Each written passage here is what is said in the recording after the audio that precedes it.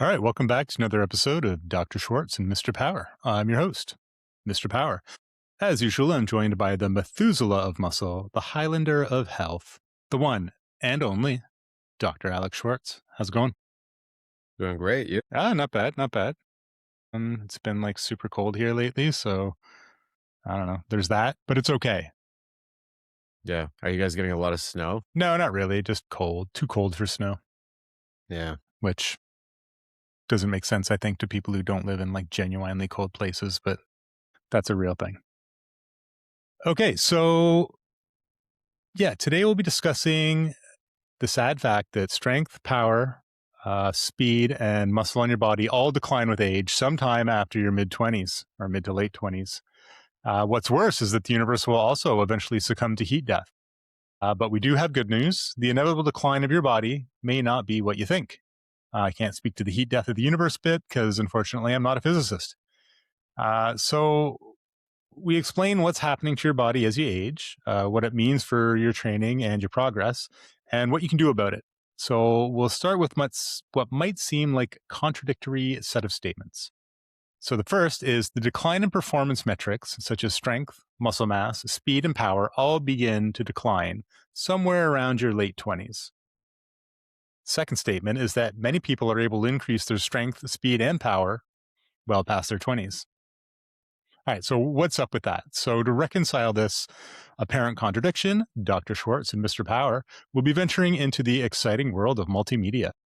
That's right, we're going to have pictures. For those of you listening to the podcast in its traditional audio-only format, don't despair. I think we can explain it pretty well using only our words.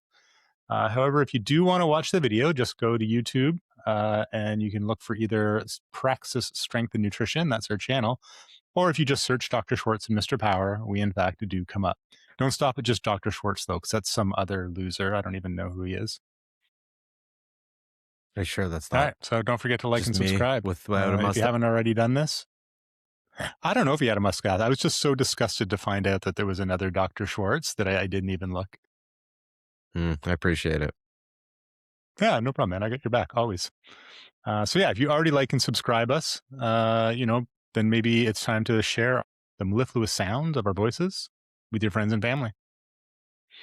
All right, so as promised, we're going to get into the multimedia experience. And to do this, I'm going to share a screen with our viewers. And I think my beautiful face will disappear in the meantime. Ready, Schwartz? Yeah. Not for your beautiful face to I expect disappear, more. but I'm ready to see the slides. All right, well, I'm going to take that as you're excited to see the slides at least, and that's something. All right, here we go. Are you able to see the slide? Yeah, and I can still see your face, so I'm happy. That's amazing. All right, Slide is so the first slide here. So I put this together, and what this is the hypothetical time course of ideal and actual performance. So across the bottom of the graph, so for those listening, there's a graph, and the bottom is age, right, on the x-axis, going up to like 85, because I'm just assuming that everyone will be dead by then, which may or may not be fair. And then on the y-axis, so going up, you have performance indicators like strength, power, or whatever, and they've all been represented by one line in this case. And so what you have is this rapidly sort of increasing line up to 100%, which is why it's marked as 100 on the y-axis of your performance, whatever that is, whether it's strength, power, speed, because most of these things peak in, like we said, your late 20s, maybe 30, maybe a little younger. It kind of probably depends on really when you finish puberty. And then there's a slow linear decrease in your performance. And this is documented in the literature. And, anecdotally, it's documented by the lack of, top level athletes in their 30s and 40s. And so, Schwartz, I know you're familiar with this. We've discussed this in the past, sort of this gradual, decade long, steady decline in performance, which sounds sort of bleak when you say it that way. I think it's like 3 to 5% is the number usually thrown out per decade. Does that sound about right to you? Yeah, it sounds depressingly correct. I mean, it's not so bad. Like when you think of 3% a decade, Not Like, much. that's not a lot. You know what I mean? It's not like Yeah. your fault. Like, there's all these memes about like, oh, I'm 30 and now I turned my neck and it hurts. But I mean, that's frankly horseshit. Um, Yeah. I mean, I'm not so, I'm sure there's someone out there who's 30 who's like, oh, my neck, but it's not because you're old. That's something else. And then if you follow the graph along, and again, there's sort of linear decrease in performance at about that rate, somewhere, and this sort of varies between, 55, 65. There's this non-linear drop in performance. So things start, senescing or, degrading more quickly. And at the end of that, would you like to guess what happens? You die. Yeah, that's the one. And this is also, unfortunately, unavoidable. So you imagine this So graph, are and you this graph, saying that if you just stay strong forever and take steroids, you'll never die? yeah, I think that's what the science says anyway. I don't want Invincible, to, you say, eh? yeah, you just have to strike the right amount of nutraceuticals coupled with, I don't know, supplements Well, and I mean, you see how strong vampires are, pharmacological intervention. Could be, yeah. You just have to drink the blood of virgins or young people or whatever. or Um, whatever's around. I don't know if you drink it or I don't know. I'm unfamiliar with this. Isn't my wheelhouse, Vampire it would seem. physiology will be covered in another podcast. Yeah, that's podcast 17. Okay, so this line, if you imagine it, this is like your hypothetical peak performance. Like if you nailed everything and everything went your way, you had great coaching, perfect nutrition, optimal like prenatal conditions. Your mom was like just the most incredible baby making optimized machine and just everything went well. This is your curve, right? This is this hypothetical everything went well curve. The problem is, if we go to the next slide, is you live under the curve. Nobody actually really hits this curve. Not really, or at least it's hard to know if you ever hit it. It's like a hypothetical curve. So, did you ever take any physics? Yeah, a long time ago. Okay, so you probably remember this because this is like your basic physics model, right? Like when you start doing like mechanics or like dynamics, they always introduce this model, and it's imagine a billiard ball, and it's like a point, and it has no mass and no volume and isn't subject to friction. And so basically it's a thing that doesn't exist, right? But it makes it the idea easy to understand of this is like this point, this thing that moves around. And this line is like that. It doesn't nobody actually gets to this line really, probably. And if they do, it's like instantaneous because we don't even know what it means to have everything, you know, come up perfectly, like the perfect nutrition, the perfect coaching. It's not real. Instead, it's sort of like this hypothetical boundary, and you live underneath it somewhere, depending on, if you're a pro athlete, you're closer to this curve at any point than you are below it. If you're just, the person who's like, oh, my neck hurts at 30, you're significantly lower on this, I below your I'm theoretical gonna optimal call curve. this curve for those who follow basketball, the LeBron James curve. So the curve is LeBron Yeah. James. Everyone else is underneath Yeah. it. People like LeBron Yeah, James live on yeah, or near this curve. yep. All right. And so we have to, if we accept that model, then, beyond the curve, this is the Badlands, right? Like you don't go there. Or if you do, it's because I guess you can, again, if you're on steroids, and that might actually, or other performance enhancing drugs. Like if you're an endurance athlete, you take EPO, which we discussed a little bit on I think it was episode 2 when we discussed the Hmm. enhanced games. This is Erythropoietin, yeah. this is where you live or at least you can visit for a while, if you're taking performance enhancing drugs. It, in all likelihood, changes the shape of the curve, shortens it up, I suspect, a fair bit.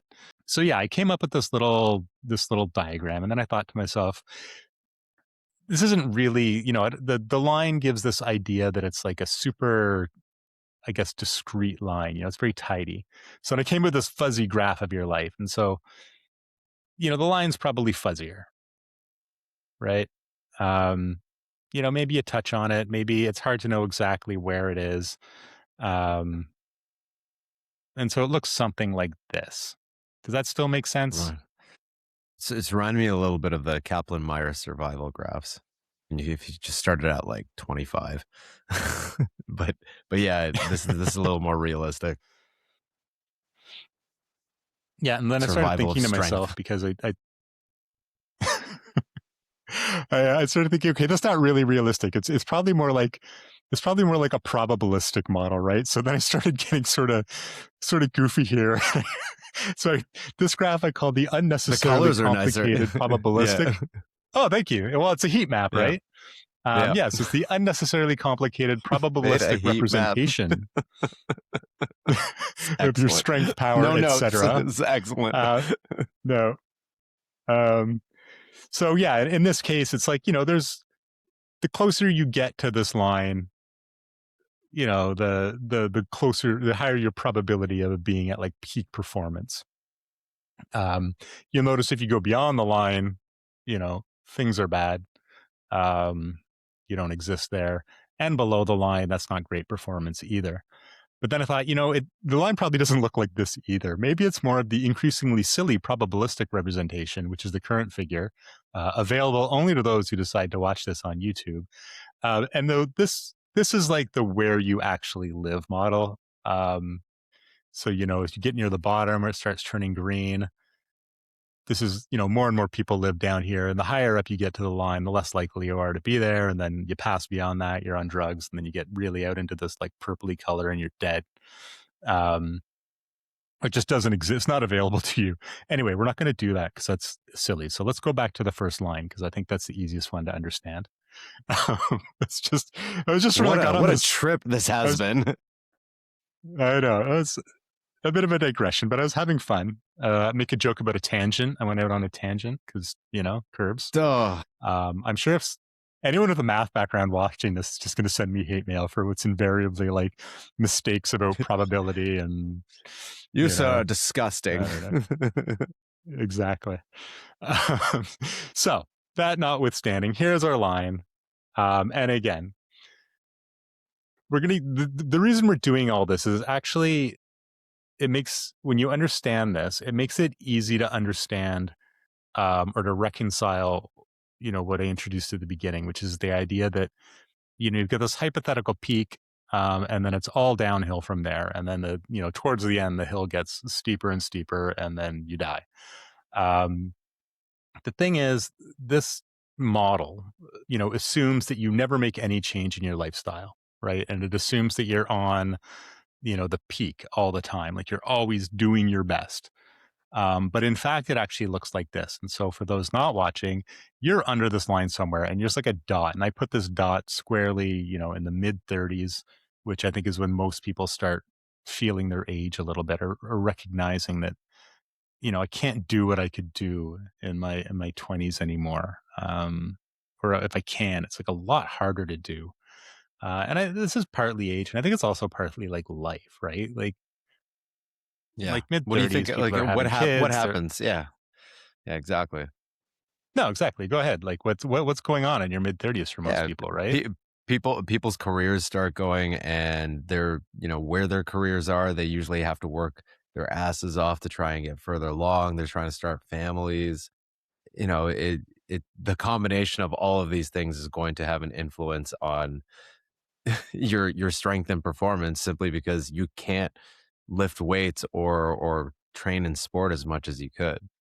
So it just compounds to the fact that maybe there's some physiological, I mean, there are physiological factors, but compounds to the fact that your life is going to affect these things. Yeah, for sure. I've often found life gets in the way of my hobbies, and it's a bit of a downer, but Yeah, it it's sucks. also just kind of how it is.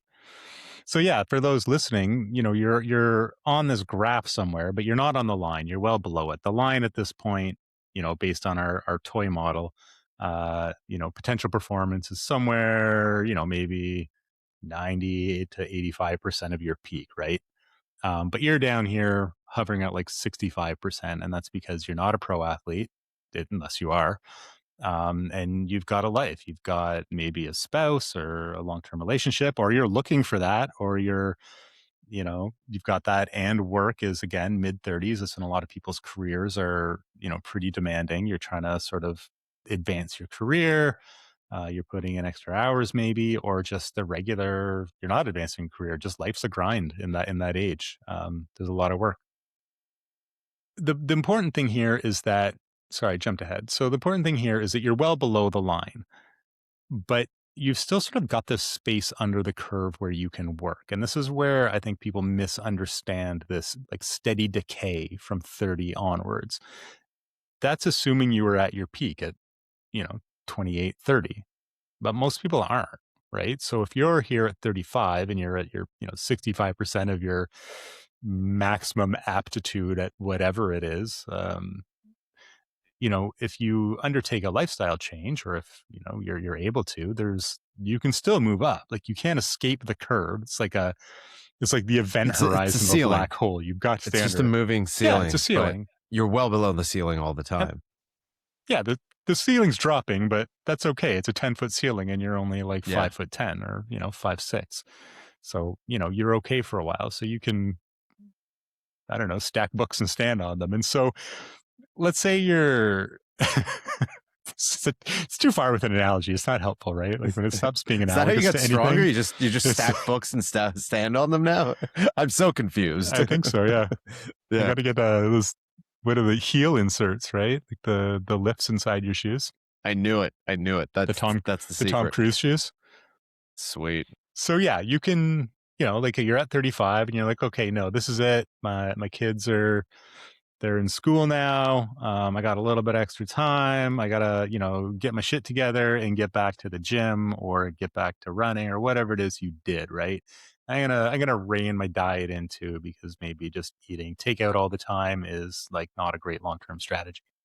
But it gets you through those early years when your kid's like 2 years old and you don't sleep, and everything's tiring and they're chewing on things and whatever. So that brings The us to the first next two figure, years, right? you So this is said? future you. I don't know, whatever. It's like different people, different kids. It doesn't matter. So, so yeah, future you. Here you are. You made that turnaround, right? You're like, okay, I got some time. I'm going to reinvest in myself and my health and my fitness. Or maybe you were just never really into that, right? Like, fitness is a new thing for you. You went to the doctor. Your doctor's like, hey, you're mid-30s. Your blood pressure's already creeping up. You got to go to the gym. So you did. Right. And you lost some weight and you got in shape, or, maybe you're already in shape. You're just, all right, I'm going to double down. I'm going to, optimize protein intake. I'm going to do all the things right. I'm going to hit the gym. So future you're higher up, right? So now we're up almost approaching 80% on our little toy model. And you're 40 years old. And so now you're in better shape at 40 than you were at 35, even though, you know, your maximal potential is on the decline. And I think that's the part people often, I don't know, they don't understand, but don't really consider. Because I get that question a lot, right? Especially, it's actually usually people in their 40s, like, can I still gain muscle? It's like, well, yeah, Yeah. you're not going to be 20 again, but yeah, especially if this, what you're undertaking is like a turnaround in your behavior. I'm sure, I mean, I know you've seen that many times too. I mean, I know you've had a lot of clients, especially when you were younger, who were, sort of older, trying to get back into shape. All right, and yeah, this continues, right? And so, like, you keep this up. Let's say we're 50 now, and we're about the same distance from the top of the curve, and your performance is declining a bit. And if you really wanted to, triple down or really invest all your time in this, you're turning 50. Maybe your kids are moving out, and you're like, okay, I'm gonna, really push hard, and maybe you can get a little closer to the curve, but the ceiling is coming down a little bit, right? And I think, I don't know. Do you think that's a helpful way to visualize it? I think it's a good way to frame it. I think when people see these curves, like you mentioned, they always just see, well, this is an inevitable decline. But like the flip side is, like I said, this is a LeBron James curve and you're well below it. You know, it's a moving ceiling, but the thing is you're well below the ceiling and you'll never be LeBron James. So you can try and get closer and closer when you have more time to put into it. You can still be in a better position at the age of 50, like you're showing there, than you were at 35. And I mean, I see this, or I've seen this quite a few times, and I've had a lot of people say this to me. We're like, "Oh, I'm in better shape now than I was in my 20s," and I think when I was younger, I didn't really believe it. I thought sort of like, "Oh, this is wishful thinking." But when you put it in this context, it's like, well, Hmm. no, this can be true for people, because lots of Very people much so. Yeah. do or don't really, yeah, get into fitness until they're a bit older, right? We've seen that a lot more, I think, in the last few decades than previously as well, where people do start, like, the first time they start doing something is in these kind of group fitness settings. But we saw this with CrossFit quite a bit. The first time people go into these social settings and they just engage in strength training and trying their hardest and working their asses off, and they're in better shape in their 30s and 40s than they were in their 20s because they never did anything in their Yeah, for 20s. sure. Well, I think too with the, especially like you said, the past maybe 20 years, there's been a big rise. Well, in a couple things. One, the popularity of strength training for people, over 35, 40 years old. And I don't know how much of that is just people aging into it, who've kept on training, and how much of it is, new converts. I think there's actually a fair bit of people who, never lifted before, and now in like the 50s 60s, and like I said, kids are moved out or at that stage in their career where they're just not gonna put in those extra hours or whatever. They just, their doctors saying, hey, like, you're getting older, your blood pressure's up, your blood lipids maybe need a little bit of correcting, and they're getting into the gym more. And I think the other thing is, of course, women, right? Like, 40 years ago, there were hardly any women in the gym, or, very much fewer than now. And now it's just, yeah, I mean, I think, gyms and not just, the cardio section, but the weight area is full of women. And it didn't Yep. used to be. No, it's great. All right, I'm gonna leave this figure up. I'm not sure what it'll do to our end product. I'm sure I can remove it if it ends up giving us like wonky videos, but I'm just gonna leave it how it is. And maybe we can have all three of them up, and people can look at it if they feel like it's helpful. Or I can bring up the probabilistic ones again, but I don't think anybody wants to see that. And your heat map's nice, but I don't think anybody wants to look at that. But I'm glad somebody appreciates the heat map. Yeah. All right, so I want to talk a little bit about, I guess, like the shape of this curve, right? And what, where it comes from. Like, so the upward slope, I think, is because it gives us, okay, I'm going to back up a little bit. The reason I want to do that, I think, is it gives people tools for understanding sort of their own progress, or in, the case of the early part of the map, their kids' progress, or if they're coaches, how they should approach, younger lifters or people who aren't at their peak yet.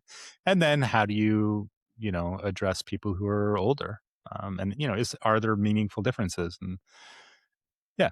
So the first part of the peak is this upward sloping part, right? So this is, I think, pretty easy to understand. You got a little kids in the bottom here. They start hitting like 10 years old. Puberty starts kicking in, and there's sort of a rapid increase in strength and the amount of muscle. Do you want to talk a little bit about sort of how, like, sort of what goes on puberty wise? I don't know if you think that's useful. It's something you have a fair bit of insight into based on your research.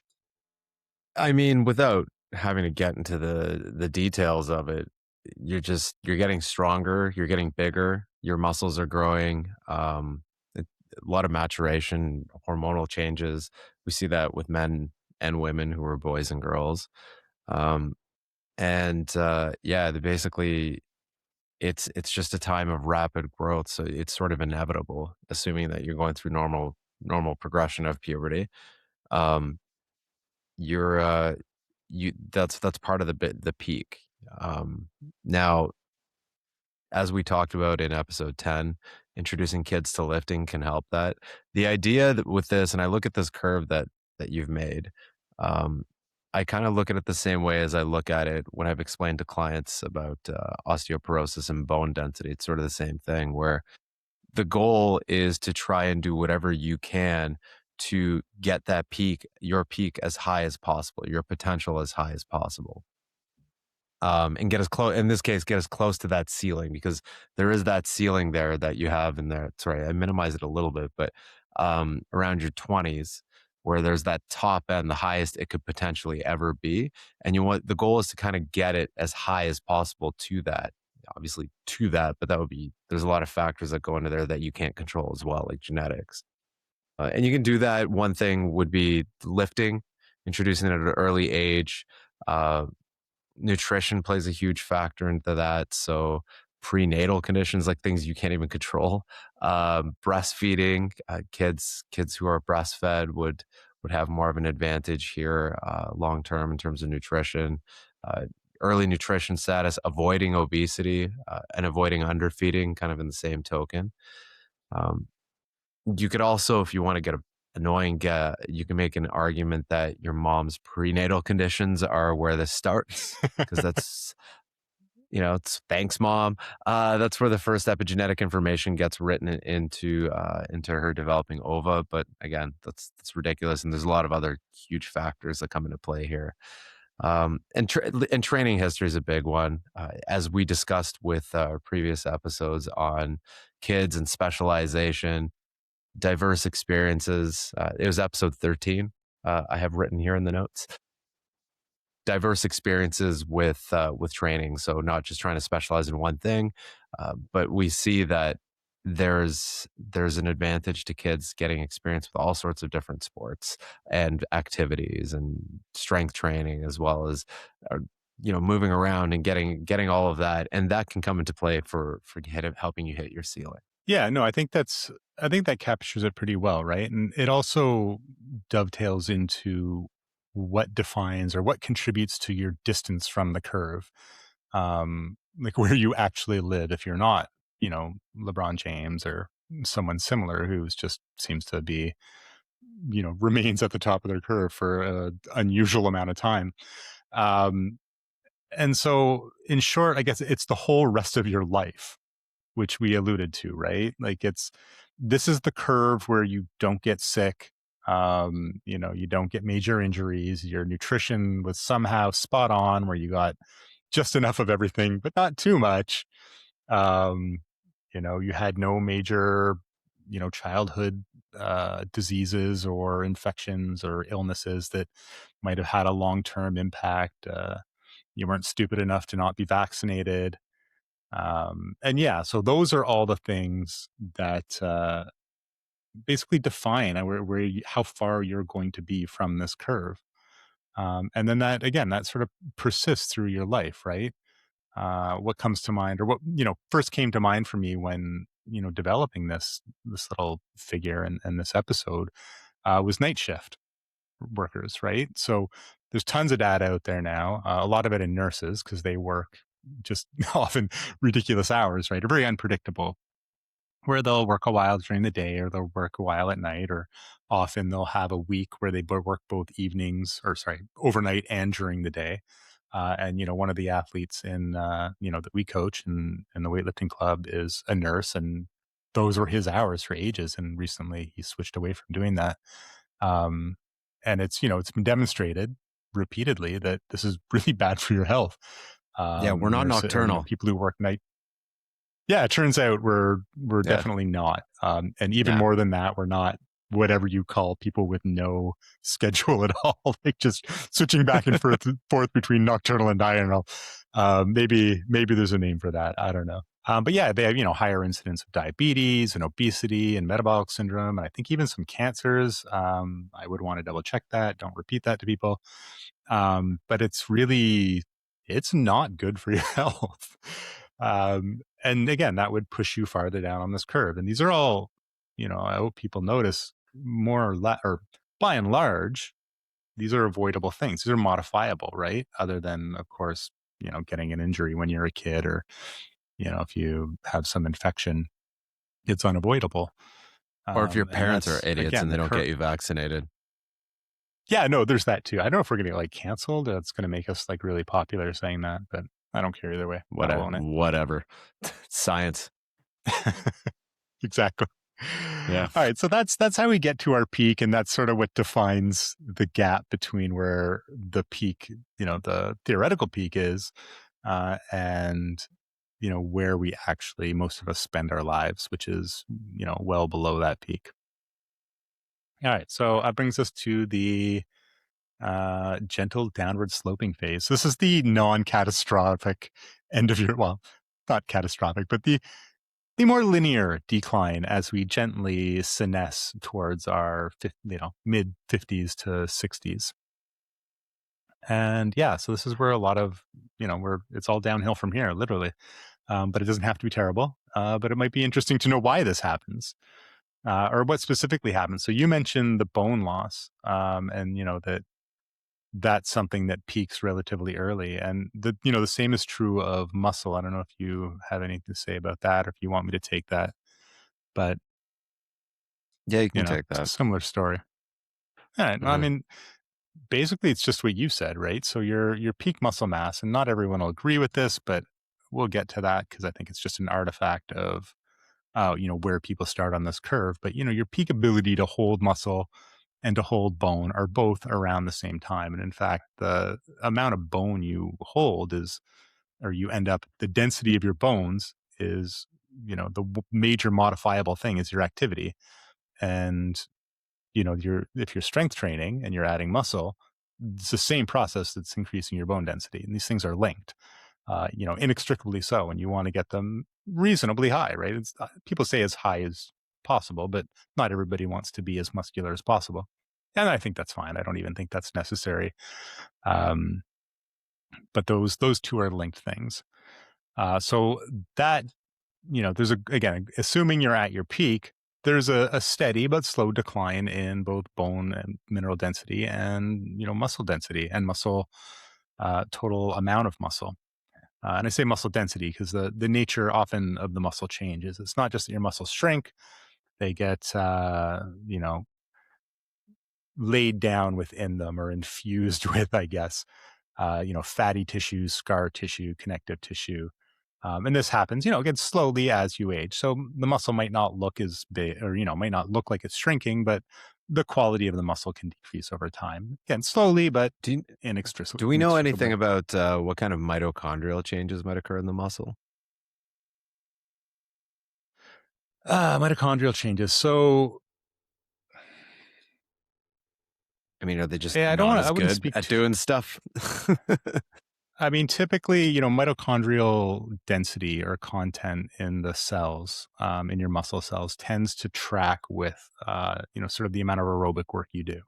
So if you're doing a lot of aerobic work, mitochondrial density tends to stay pretty high. Again, the mitochondria also age. So for evolutionary buffs, the mitochondria do their own cell division because they were, uh, you know, s- previously bacterial cells that we developed a symbiotic relationship with long before we were even multicellular, like, before that evolved. And they carry their own DNA, which is subject to its own sort of aging and senescence. But similarly, they also respond well to exercise. So one of the first things that happens when you start engaging in things like aerobic exercise is that there's this proliferation of the mitochondria, and they you get more of them, and they do a better job of generating ATP and supporting, in particular, aerobic work. Even though obviously they support other, uh, they generate ATP, which is our currency for energy in all our cells, for all activities, but they're very responsive to aerobic stimulus. And yeah, that decreases too. It all decreases, slowly but surely. And yeah, gene expression changes, that happens too. I don't want to really get into that. I feel like that's its own episode. Yeah. Um, but basically, yeah, the way your genes work changes over time as you age. And again, most of these things are not prevented, but I guess, I don't know, modified by exercise and a healthy lifestyle. Um, yeah, and I guess the last piece on this, or one piece is this idea of wear and tear. And I know this has fallen out of fashion, and that's for good reason, right? So people often think of, I'm wearing out my joints, or I'm wearing my body out. It's only got like a so much of a duty cycle. And it's not exactly how your body works, because of course it can adapt to exercise, and it does that throughout your entire life.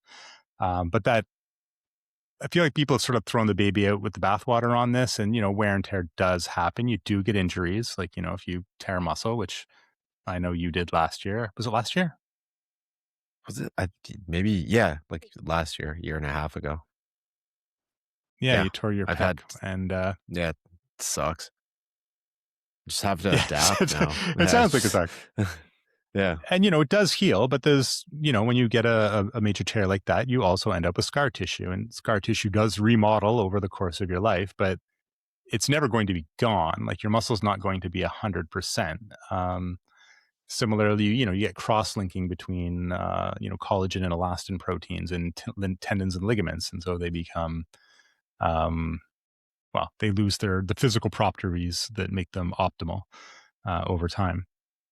And just end up vascular smelling like changes. Voltaren. Yes, that's exactly what happens. That's a natural part of the human aging Yeah, process.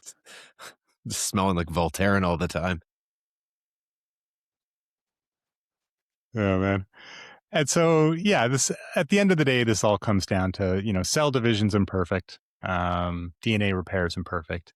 You get old, you die, and this is the first sort of steps towards that.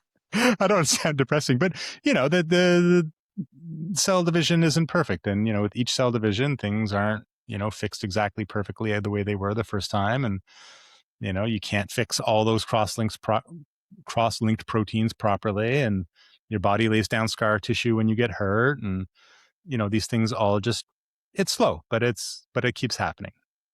And I think it's worth pointing out, like, we didn't none of this is lifestyle. This is modifiable by lifestyle. Lifestyle is what's going to keep it to a minimum, and help your when you tore your pec, you just stopped doing anything, it would heal badly, you'd probably have a shortened pectoral muscle, and you'd spend the rest of your life being like, oh, my pec. But you didn't. You keep exercising, and your body does a pretty good job of repairing things. But it's not going to be like new. Yeah, if anything, it actually increased my range of motion because I stopped doing barbell work and just stuck with dumbbell work. Yeah, there you go. Oh man.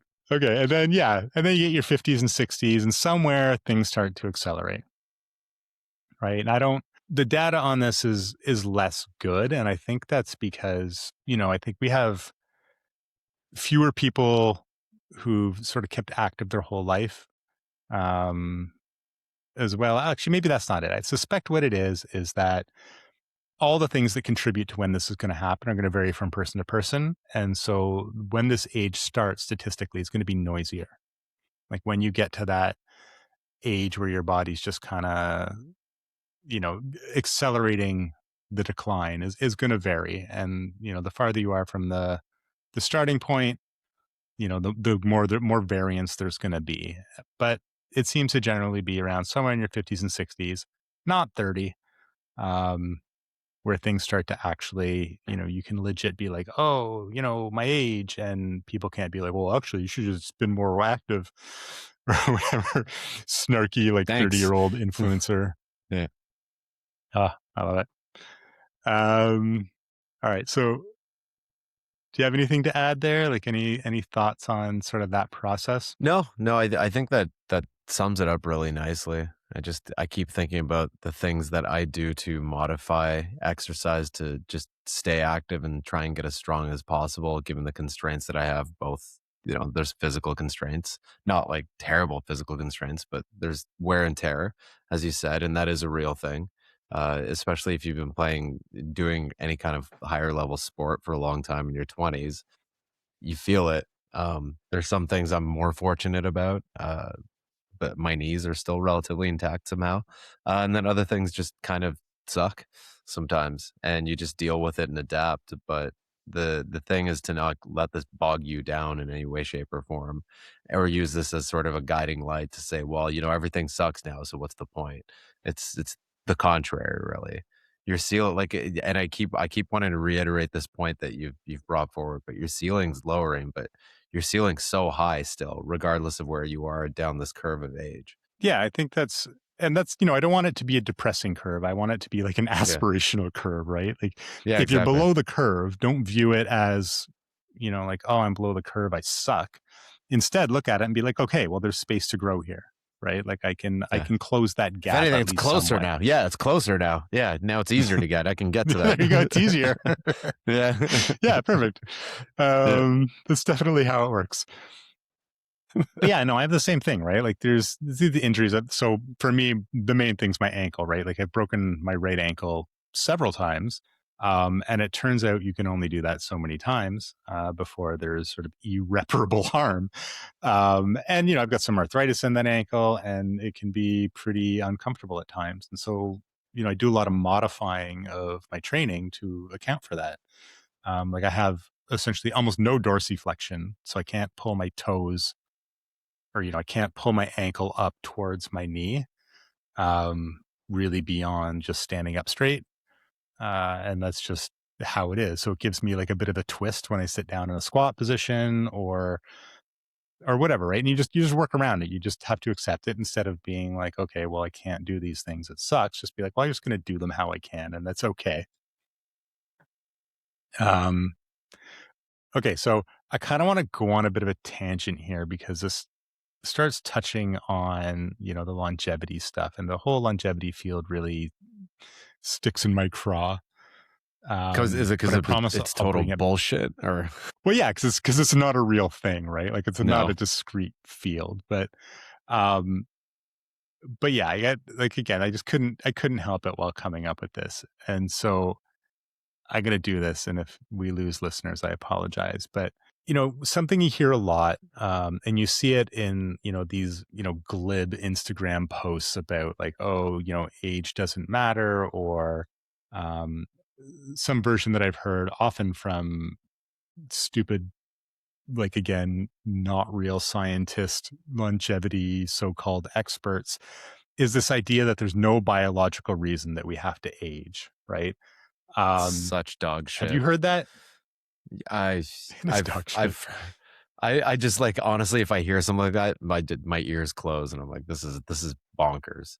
There's absolutely no reason. But So have you you heard? Because shouldn't I, die. yeah, Like it's basically. So just it's like this idea that we can just, you know, if we can flip the right switch, you know, there's no reason you have to essentially age. Like aging is this, well, isn't I've like seen this innate there's like this natural one thing. guy who does he like takes his kid's blood and he's got like he looks like a plastic Oh yeah, freakish yeah, horror yeah. It's like character. this. You know what I'm talking about? Yeah. I do. He's either I can't remember if he's like a tech guy or a finance tech. Anyway, some Yeah, it's eh, one of the two. yeah. No, I do know who Either you're way, talking yes. about. Yeah. He's And horrifying. it's shocking that that's a real thing. So I guess what I want to say is that this is stupid, and I think they know it. Like the people advancing this position, and I think it's taken either to secure funding or to sell something. You know, whether it's Absolutely. clicks or likes or books, speaking engagements, whatever it is people are selling. Some cockamamie supplement or uh, pseudo medical clinic, which I know are actually really popular in the States because they don't have rules for anything. Okay, so the reason we get old and die is because there's no strong evolutionary advantage to staying alive forever, or at least for, you know, lots of generations. If there Hmm. was, we would. So this might seem like backward logic, but it's actually like, you know, fundamental to like evolutionary theory, which It's how I've evolution become works. convinced that. Yeah. Yeah, well, and I've become convinced that, you know, sports scientists and a lot of people in the health field have just never taken sort of done any study of evolutionary theory. So really Which is quickly, I crazy promise it to won't be me, too long. honestly. Oh, yeah. I mean, Yeah. if you're, I think that everybody You in anything, even biology adjacent, needs to study evolution because it's not nothing evolution makes sense without is evolution. biology. Yeah. Yeah. You No, there can't is no explain evolution it is was a biology. who was the Polish? It was a Polish scientist that had that famous quote. It was like the early 1900s. It's like, without evolution, nothing in biology makes sense. Like you can't have it. I'm gonna find the name of this guy. No, I don't. But All right, I you look that remember up. in all of my physiology classes and biology courses, it was like a quote that was put at the front. It's just like a disclaimer that if you're a Yeah, that's good. creationist, the door is over there. Yeah. Yeah, and I mean, well, you look him up, and I'm going to go on a screed here. Um, Perfect. so really quickly, each new each new generation is, you know, this evolutionary opportunity for genetic innovation, right? but it's also a dilution of your genetic contribution, right? So, if you're a human, you contribute, or any mammal, you contribute half or your kids have half their contribution of genetics comes from you. And so another way to view this is with each successive generation, fewer and fewer of your genes are in that offspring, right? Or in that descendant from you. So on average, each subsequent generation sees an expansion in the number of your descendants, right? So to generate, and this, historically on average, not like the current rich world, 1.5 children or whatever. It's like less than one kid in Korea per couple. But, historically, on an evolutionary time scale, two things are going on. You're having, you know, many more grandchildren than you had children, and, great grandchildren. It was, probably at least a doubling effect. And each one of those generations has, half of the genetic material from, their parents. And so from you, there's like this exponential decay in your genetic contribution to each subsequent generation. This matters from a selfish gene perspective, um, because they're less and less related to you, and that matters from a natural selection perspective. Finally, humans have committed to evolutionarily having altricial children. Right, our kids are useless; they need to be raised. We're like the opposite of like a sea turtle that lays their eggs in a hole on the beach and literally just swims away, and the eggs hatch, and the little turtles look after themselves. So one of the things is that with these, each generation gets bigger. Um, you have less to contribute. There's less you can do to actually raise them. Like if you have, four kids and they each have four kids, now there's 16 grandkids, your relative contribution to their upbringing can only ever be trivial. What's more is your genetic contribution to these kids is rapidly decreasing, right? So if there was a gene for, super longevity, it would be very little advantage because, by the time you've got 16 kids, you can hardly, the benefit of staying old long doesn't actually contribute to their, evolutionary success. And even if it did, so few of those kids would have that gene that it would end up not mattering. Anyway. And there's also the argument that, nothing, like anything that lives long enough. So if you, like an evolutionary perspective, if you lived, I don't know, 100 generations, you start becoming obsolete, right? Like Mhm. everything else is continuing with the survival of the fittest thing, adapting more and more precisely to the environment or more effectively to the environment, and you stay the same. You're an outdated model. Yeah, you're in a data model, and that can't be passed on. It's gonna be outcompeted. So there's very real, evolutionary pressure against having, for an altricial species like us, or for anything really, something that survives 50 generations into the future. Like it doesn't make any sense. Like it's anyway. So anyway, everyone should be required to learn more about evolution. It should be mandatory. These longevity experts, it's a pseudo field that I resent even mentioning and don't want to dignify it with recognition. But you're going to get old. People are always going to get old and die. The only way out of that will be something like genetic engineering. But even then, that's going to be your offspring, not you. So So people speaking get of biology genetics, and evolution backwards. Yes. yeah, required reading. Here, I'll give the background. I'm almost ashamed to admit he's one of my people. He's Ukrainian. Uh, Theodosius Dobzhansky. Dobzhansky. Okay. In 1937, required readings for these people who apparently can't read and studied any kind of evolution. His work, Genetics and the Origin of Species, became a major influence on the modern synthesis, and he's famous for his essay, Nothing in Biology Makes Sense Except in the Light of Evolution. Fact. Yeah, good I stuff. like it. Good. Yeah. That is good stuff. I'm gonna have to find that essay and read it. All right. So yeah, like I say, people get biology backwards, right? It's not that there's no reason that you have to die. it's that evolutionary speaking, there's no good reason to keep you alive. You have to have evolved that ability, right? Like biology doesn't just happen. Things have to be selected for. And I promise that's the end of my screed for now. I don't know. I feel like we should have an evolutionary episode, but I don't know if, again, I don't know if the appetite's there. It's just going to be an hour of us agreeing on it and making fun of people. So I'm down for it. Yeah, I'm well, I mean, super into that. Let's do it then. So someone might listen. I'll listen to it. Yeah. All right. So starting to sort of wrap it up a little bit. So how do we close the gap? Why don't you sort of go into that? Like we've talked about this gap. We've alluded to this. How do we close the gap from where we Well, exist below this curve and the curve? I'm sorry to sound like a wet blanket, but eat well, strength train, don't drink and smoke, do plenty of cardio and aerobic exercise. Those are all good things. And as I'm saying this, I feel I need to do more cardio and aerobic exercise. I think I need more of that in my life. I don't know. I it's so not fun, but maybe It's I'll not just for lift me. I mean, I lighter do weights it. faster. Yeah, I know. I like the interval stuff though. Just sort of the high Ugh, volume interval it's even stuff. Get that worse. work. I don't know. I don't mind that. It's the long I mean, winded but you stuff do it I and don't you like. like it, and that's huge. Yeah, I Like need to just do it that's, I more of it. think, Is what I'm saying. Yeah. yeah. Oh, Um. me too. I like, my blood pressure is good. I've got a low heart rate. Like everything's, objectively fine. But like, I know I don't do enough aerobic Yeah, exercise. Like I know. I absolutely Same. should.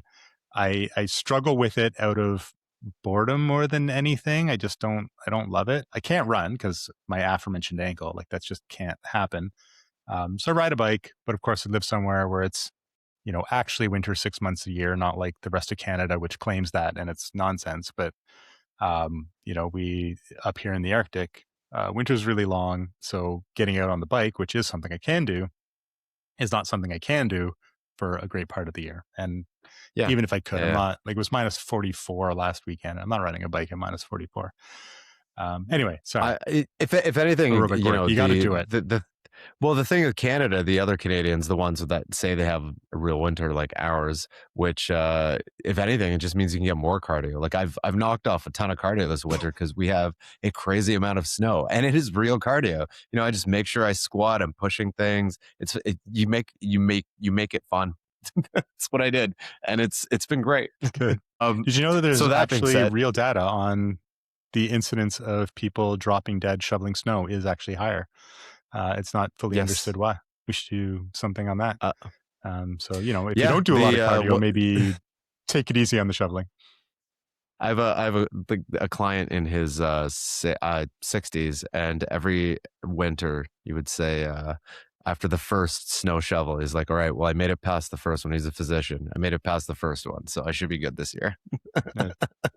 Nice. Yeah, Yeah, we should do an episode on that. Like, yeah, it'd be sort of interesting. I know there's some yeah. research on it. I haven't like really dived into it, but I suspect it just has something to do with the lack of training, and then all of a sudden exerting like because it is a lot of work. It's hard work, and if you don't actually train up to that, it's like a lot, and it could trigger some sort of event. I think too, or my cursory memory of this, the vasodilation that's occurring because of cold hands and feet Mhm. might have some effect on, I don't know, vascular. So I'm not I'm not a cardiologist. I think it's a These perfect weird storm of bad stuff. Yeah, sort of. Yeah, that's sort of that's I like that. That's very sciencey. But yeah, we should look into that. That'd be sort of an interesting. that would be fun. It's it's an interesting phenomenon anyway, and it appears to be real. Well, we better hurry up because that All right, sorry. groundhog said that we don't have much winter left. So, um, I don't believe him. But Sorry, sorry, as I I was saying, interrupted you. yeah, something that deserves special mention that we talk about is to avoid overweight and obesity. So this starts early. If you're young, or for your kids or parents, we talk about this in our very first episode. The link between childhood obesity and disrupted puberty, and a lot of potential issues in your adulthood. Exercise, style, and then there's also, as we've talked about and alluded to, some of the pharmacological things that could that could support you in some ways or hinder you in others. If it's recreational pharmacology, it'll likely hinder you. Uh, if there's pharmacology that could support that. So we talk about GLP-1 agonists.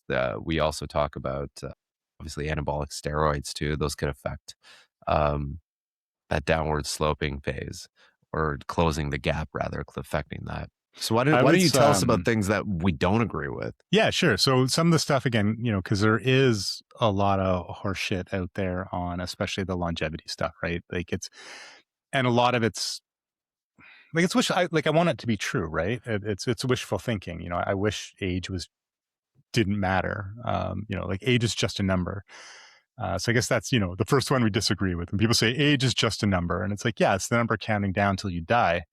Um, that it's very real, right? And and again, I'm not. Positivity hour with power is what I'm going to call this. Yeah, the positivity power hour. Yeah, I mean Positivity it's, power hour. and I'm not being negative. Like I'm not a kid. I just turned 49. And I like to think I'm in pretty good shape for my age. I'm active. I'm certainly stronger than the mean. Um, but the age thing's real. Like, I've stayed active, and there's been things that push me down the curve. Like when I had my daughter, and when Michelle and I went to grad school, and I went to grad school, she went to law school. These are all things that got in the way of, um, trying to stay as fit as you'd like, or as fit as you thought you'd be when you're like 23, and you're like, oh, I'm going to stay in such good shape. I don't know why everybody doesn't just stay jacked. Um, but life's real, right? Like it's Yep. like for example, like my best clean and jerk, when I was like, I guess it was probably like 26. I clean and jerked 170 kilos. You might even have been there. I can't squat that. like, like for like a back squat with, I worked up to it last year. It took a couple of months. I was like, oh, I'm going to push my back squat up. And I got up to 170, but like the idea that, I actually clean and jerked that at some point. I mean, it just felt like a different person did it, honestly. I Like had such I a can't even similar moment imagine. recently too. Um, same thing. I was actually funny enough cleaning up old emails of mine, like really old, and I had emails from our football testing of like the results of everybody on the team. Like it was an Excel spreadsheet and like a point system, and I had the second highest points in the entire team of like 100 guy roster. Then I looked at my numbers of like it was like, remember we had to do like that close grip bench press and it was timed and everything. And I'm lifting, it was like Yeah, yeah. 360 pounds that I just close grip press, but like 4 seconds down, then like up slowly. And I'm just looking at these numbers in the front squat and everything. I'm like, holy crap, I can't even touch that. Surely somebody else did that. Yeah, that's not Yeah. me. That was I had a discussion. I was talking about this with Christian, our nurse friend who trains with us, or who we coach. And I remember, I don't know if you remember this. This was again, we were like in our, I guess like mid 20s, like around 25, and it was you and I and Aaron Royale, and we're trying Who to see how listens to much this we did podcast, by like the way? strict press. Yeah. Oh, awesome! Hey, Aaron. Yeah. I wonder if he remembers this. And we were trying to like strict press, just see how much we could strict press.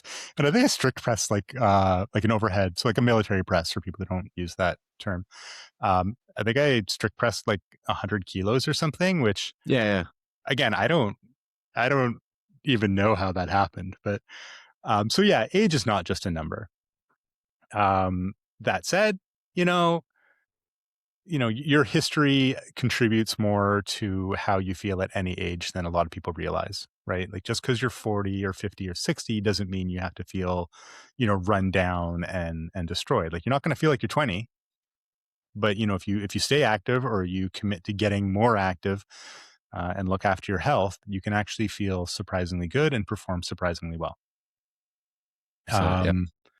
So again, looking at the curve, you don't get to the ceiling, but you can still move up. And again, age is just a number. No, it is not, but that's okay.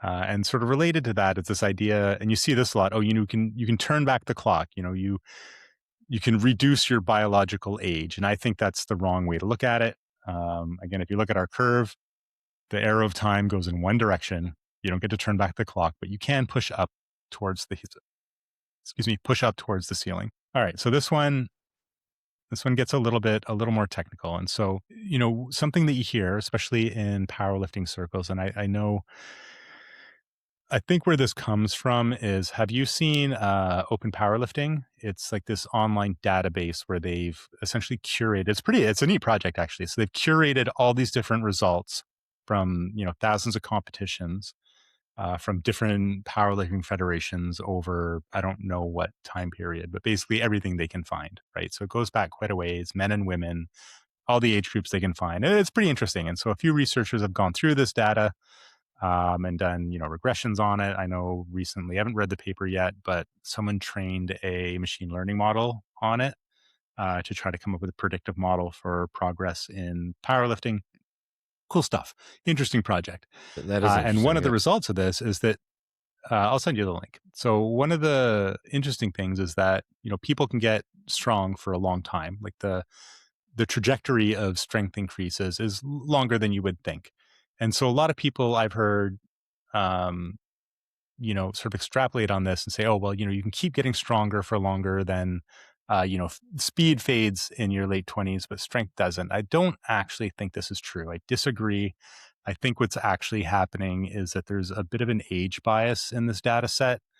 Up until very recently, you just didn't see teenagers getting into powerlifting in any significant number, right? Yeah, Like this is that's true. something people got into in they started in their 20s, and it's sort of has a long history of being an older person sport. And if you look at powerlifting in the past decade, there's been sort of a real spike in the number of young people starting in powerlifting and putting up Yeah. numbers, big numbers, much younger.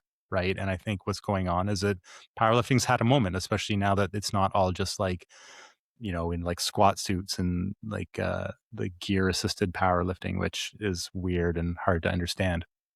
They're But starting if to you go look back to au towards things, natural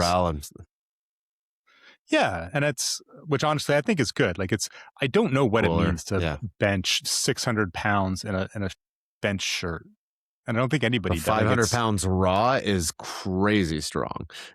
yeah, that's something else, right? Like we Yeah. can all look That at is that and like, be like, what whoa. the shit?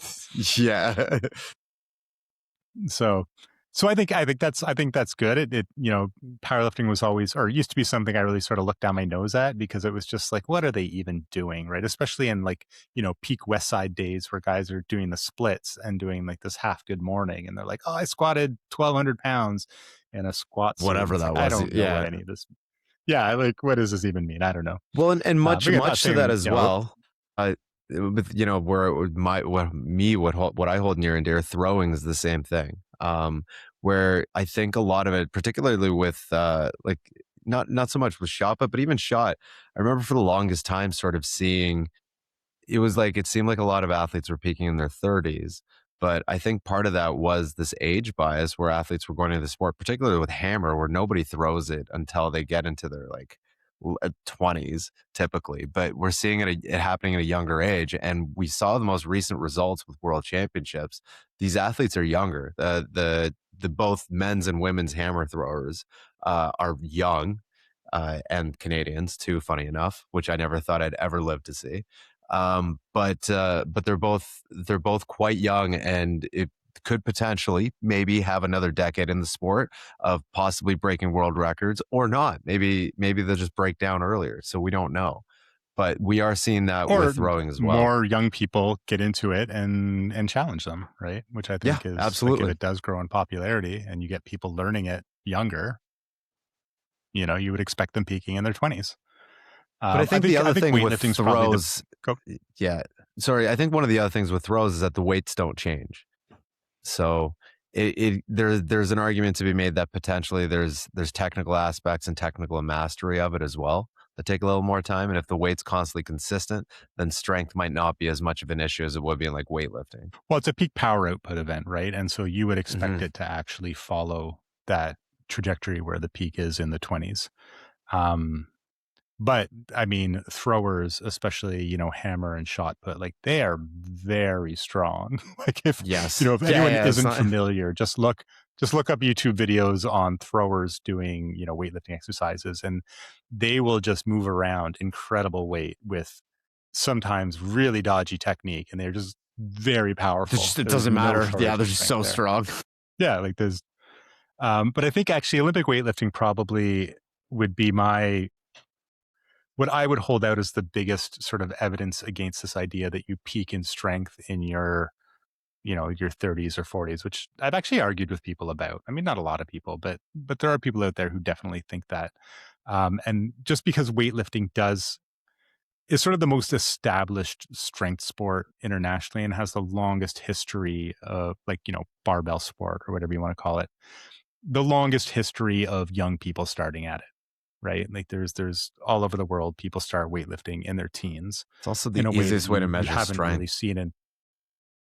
And yeah, it's easy, and that there's a power component, there's a speed component, but especially in the clean and jerk, it's pretty raw strength, right? Like it's strength's a really big one, and people put up their best numbers and they put up their best squats in their 20s by and large. A few outliers, but it tends to follow this same trajectory as well. You don't see a lot of people in their mid 30s setting clean and jerk world records, right?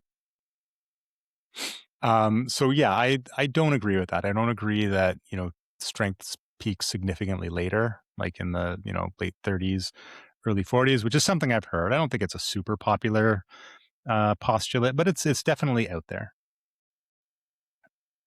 Um, One last thing I want to or I want to address. And so what a lot of people, or what I've heard a lot, especially in the past, I'm going to say like 6 months, and I think this is, a artifact of the way, the content creation cycle goes. Somebody said it, everyone sort of looks into it or just imitates it, and then you hear it a whole bunch. And that's just this idea that, as you get into as you age, especially as you start approaching that steeper part of the curve, um, what ends up happening is you lose muscle.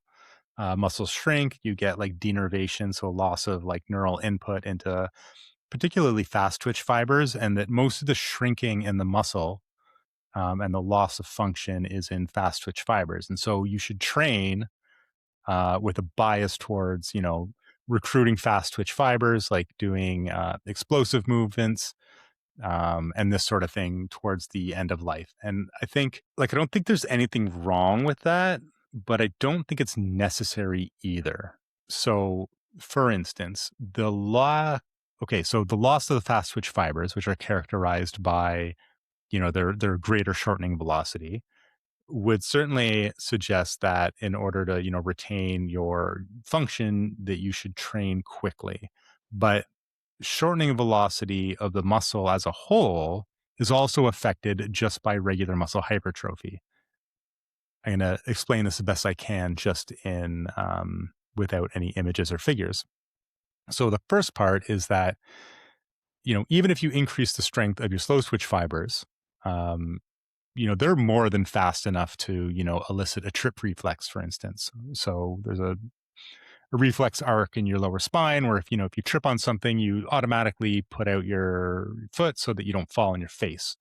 Um, you do it most of your life without ever thinking, and then when people become old or very old, it starts actually being something that doesn't happen fast enough because they don't have the strength, and they fall and they get seriously injured. And so the argument is, you need more fast twitch fibers to execute this. But if you look at, people with even very low, or very high content of slow twitch fibers, like, high level endurance runners, like their day to day movements aren't slow. Like the difference in contraction velocity isn't so high that that's what's preventing people from executing a trip reflex. It's just a basic, functional strength that is more than met by, regular strength training. Mhm. And this is, because of two things. One, if you increase the strength of even your slow twitch fibers, the relative strength increase is more than enough to move, something as heavy as your leg fast enough to execute a trip reflex. The other thing is with, muscle growth, you get an increase in what's called the pennation angle, which is, the way the fibers line up relative to the direction of the muscle. And this change in geometry, and if you don't know what pennation angle is, I apologize. This isn't going to be very helpful for you. But if you do know what pennation angle is, the change in this geometry that's associated with, you know, hypertrophy, and it doesn't have to be any particular type of muscle fiber, actually causes the muscle to contract more quickly through something called architectural gear ratio. But that's sort of a deeper dive into biomechanics than we're going to take. But if you're, 55, 65, 70 years old and 75 years old listening to this, and I know at least one listener who is around that age, um, you don't have to be, training max strength or, ballistic exercises in order to gain enough strength to prevent or reduce the probability of, not being able to execute a trip reflex and, worry about breaking your hip or your elbow or something. So anyway, I just wanted to go into that because I think it does a disservice to, make people worry that if, I'm not doing depth jumps at 65 or trying to execute some sort of sprint, I'm selling myself short. It's like, no, not everyone's going to do that at 65. Like, and it's not necessary and it's unreasonable as an expectation. So anyway, all right. Do you want to sort of lead us out of this? Because we're getting to the end, and people are probably going to want to do something else.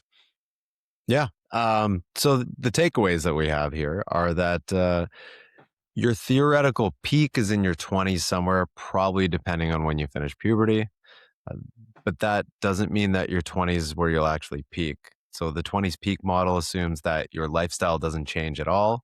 Um, and if you started fitness later in life, if you find yourself somewhere lower on the curve in your 20s, your actual peak fitness levels can easily be higher later. They can go up. That we talked about this, the ceiling's lowering, but you're typically just well below the ceiling anyways. Decline itself is actually it's pretty slow for most of your adult life, like Alex said, 3 to 5%. But real life gets in the way. Kids, work, school, illness, and that can push you down away from the curve at some points. Then you can get higher up, like Alex put up with one of those fun, messy graphs. Not the heat map. I mean, maybe the heat map too.